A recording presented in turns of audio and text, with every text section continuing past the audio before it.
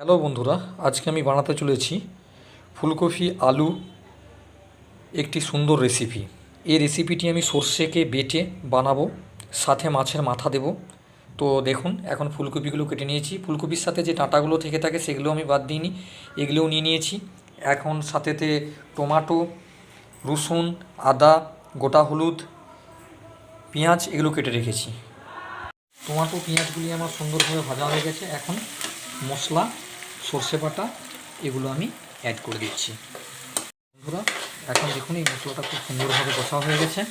তো এখন আমি সিদ্ধ করে রাখা আলু, ফুলকপি এগুলো অ্যাড করে দিচ্ছি।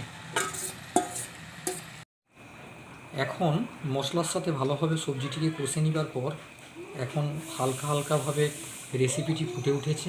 এখন আমি মাছগুলিকে এর সাথে অ্যাড করে দেব।